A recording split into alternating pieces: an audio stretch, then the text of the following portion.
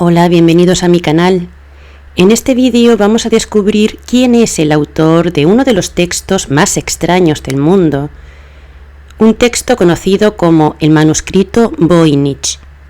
Pero también en este vídeo se van a desvelar las bases sobre las que se sustenta la ciencia oficial que conocemos hoy en día.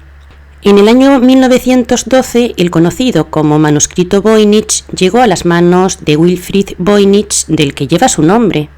El libro, que posee más de 170.000 caracteres que no se corresponden con un lenguaje conocido, fue escrito con pluma de aves sobre pergaminos. Los pergaminos son la piel de los animales o de las personas que han sido previamente sacrificadas.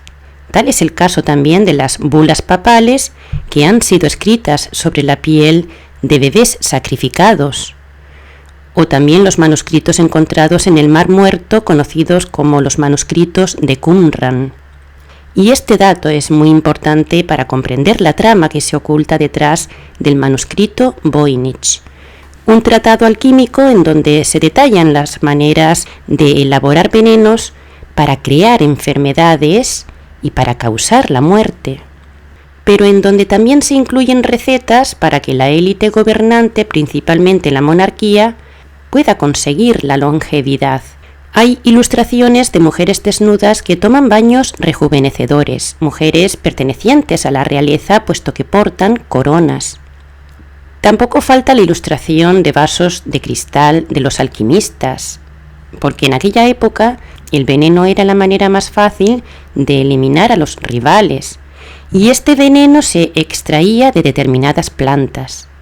Por este motivo, en el manuscrito Voynich se encuentran secciones que detallan las propiedades de las plantas, de sus hojas y de sus raíces, y la parte exacta que debía ser extraída, así como los líquidos tóxicos que debían inyectarse a dichas plantas para que éstas fueran realmente venenosas.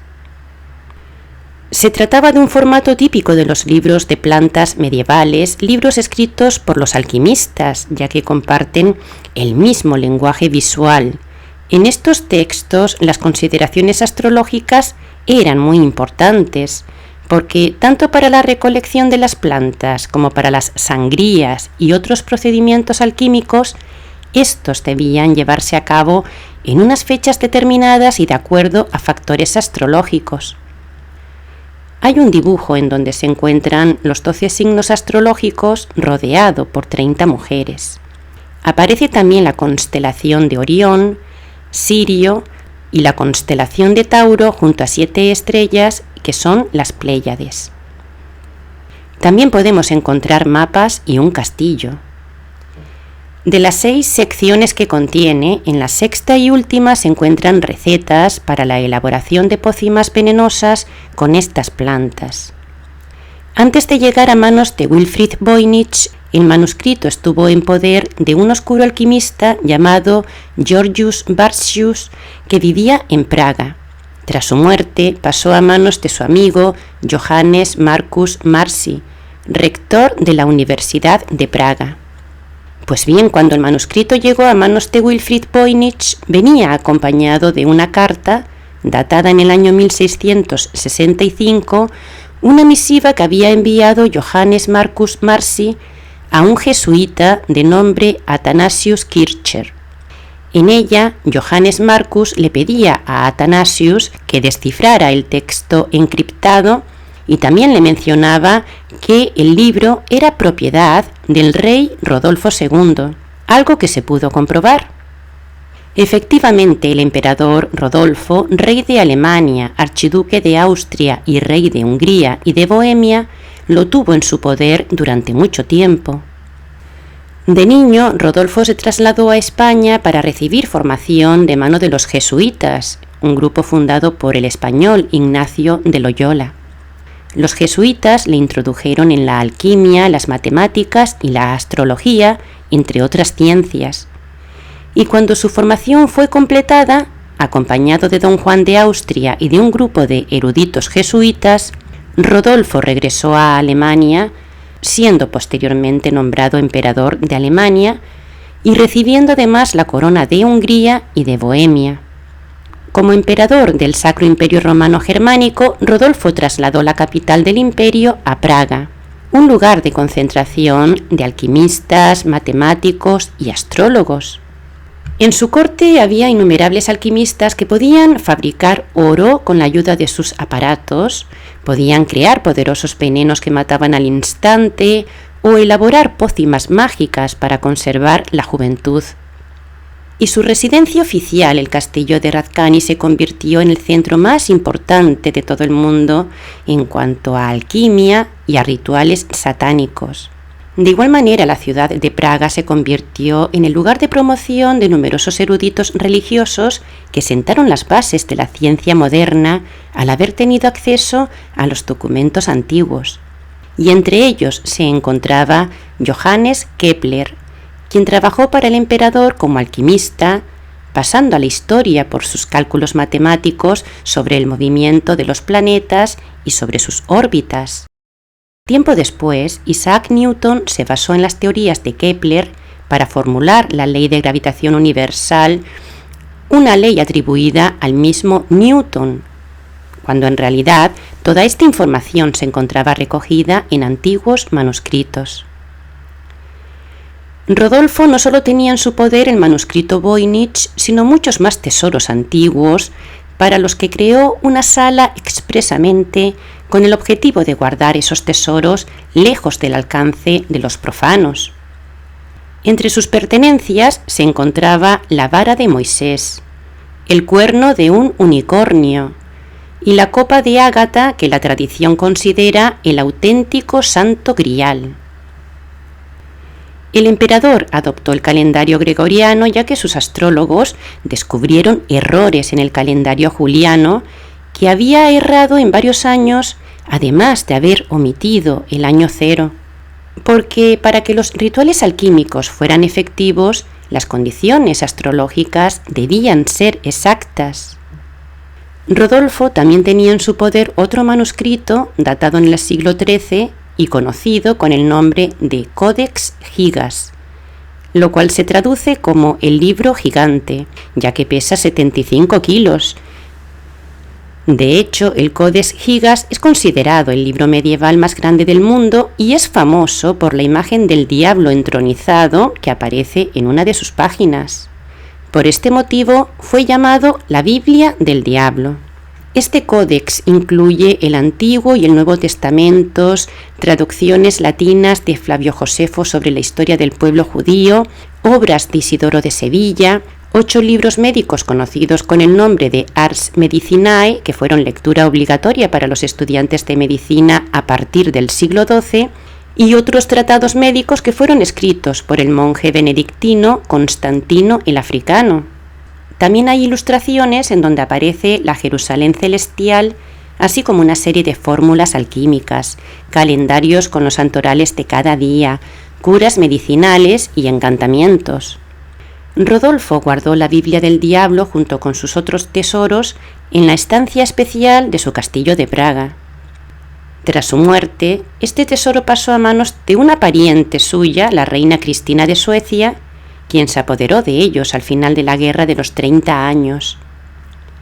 La reina de Suecia había adoptado el lema de «La sabiduría es el pilar del reino», por lo que mandó construir un observatorio en su palacio y contrató a astrónomos jesuitas que le habrían de informar acerca de los factores astrológicos adecuados para la elaboración de sus pócimas alquímicas. También atrajo a su corte a los más prestigiosos alquimistas europeos que encontraron las recetas mágicas en esos libros codificados. Entre estos alquimistas se encontraba Descartes, quien murió en Estocolmo tan solo 5 meses después de llegar a la ciudad. De hecho, se acusa a la reina Cristina de estar detrás de su muerte. El cuerpo de Descartes estuvo en Estocolmo durante 16 años, hasta que fue reclamado por Francia, llegando dentro de un ataúd de cobre, pero con un dedo índice menos, un dedo que había sido tomado con objetivos mágicos. Entre los tesoros de los que se apoderó Cristina, había también un cuadro que la reina regaló a su primo Felipe IV de España. Se trataba de un cuadro titulado Adán y Eva, un cuadro que al día de hoy se encuentra en el Museo del Prado en Madrid, junto a otras pinturas pertenecientes también al mismo tesoro. Tras abdicar Cristina a favor de su primo Carlos Gustavo, pasó por Bolonia, donde donó su corona de 12 diamantes y 4 rubíes a la Virgen, y a su llegada a Roma el Papa Alejandro VII le organizó una espectacular recepción. Por cada localidad por la que pasó se la saludó con salvas de cañón. Las iglesias tañeron sus campanas y se llevaron a cabo misas y procesiones en su honor. Un día de Navidad, Cristina fue bautizada por el Papa Alejandro en la Basílica de San Pedro, con el nombre de Alexandra, en honor, por supuesto, a Alejandro Magno. Tras su bautismo vivió en Hamburgo durante un año interesándose en el rejuvenecimiento alquímico porque, claro, no quería envejecer y morir. De hecho, murió con más de 70 años, lo cual para esa época era todo un milagro. Antes de su muerte, un francés describió a Cristina de la siguiente manera: tiene más de 70 años de edad. Su piel, voz y facciones son masculinas. Nariz grande, grandes ojos azules y una doble barba con vello. Su indumentaria se compone de una chaqueta masculina ajustada y un calzado masculino. Porque realmente Cristina no era una mujer, sino que era un hombre. Por este motivo, este hombre vestido de mujer fue el que estuvo a la cabeza de la Guerra de los 30 años, cuyo objetivo era el de apoderarse de las pertenencias de Rodolfo. Por supuesto, entre este botín también se encontraba la Biblia del Diablo y el manuscrito Voynich. Aunque el manuscrito Voynich fue elaborado en el siglo XV, su autor estaba simplemente copiando de forma literal otros textos más antiguos, datados en el siglo XIII.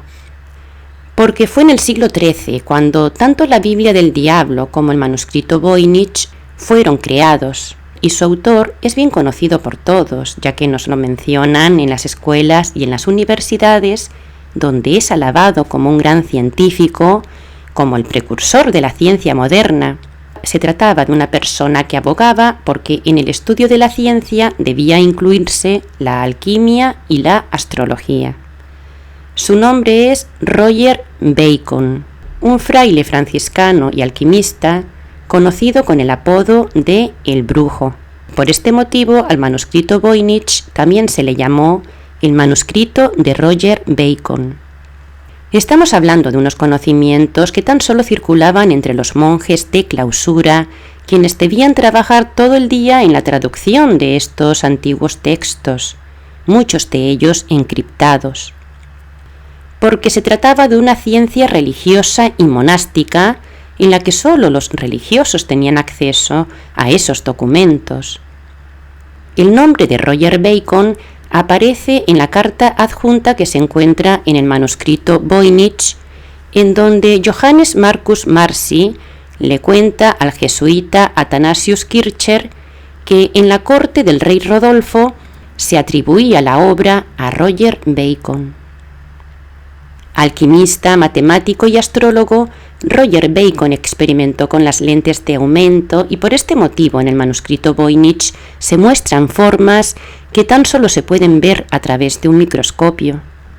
Trabajó bajo las órdenes de su amigo el Papa Clemente IV, que era quien le encargaba los trabajos, entre los que se encuentra su obra más conocida, titulada el Opus Maius, una obra escrita completamente en latín. Sus más de 800 páginas tratan sobre ciencias naturales, gramática, lógica, matemáticas, física o filosofía. También habla de alquimia, de la fabricación de la pólvora o de las posiciones y tamaños de los objetos celestes. En esta obra Roger Bacon anticipa invenciones como el microscopio, el telescopio, las gafas, las máquinas voladoras, los sistemas hidráulicos o los barcos de vapor. En ella recomienda determinados alimentos, baños, ejercicio físico y remedios alquímicos para conservar la juventud. Y también asegura que la teología, y en particular las Sagradas Escrituras, son la base de todas las ciencias.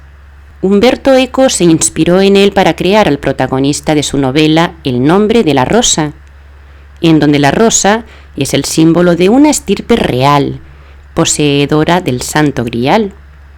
Como prueba de sus conocimientos alquímicos, Roger Bacon falleció a la increíble edad de 80 años, en una época en la que la esperanza de vida era de 40.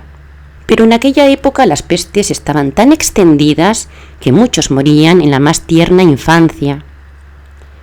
En el Opus Maius se dan las medidas higiénicas que la élite gobernante debía seguir para no contagiarse con las pestes provocadas por ellos.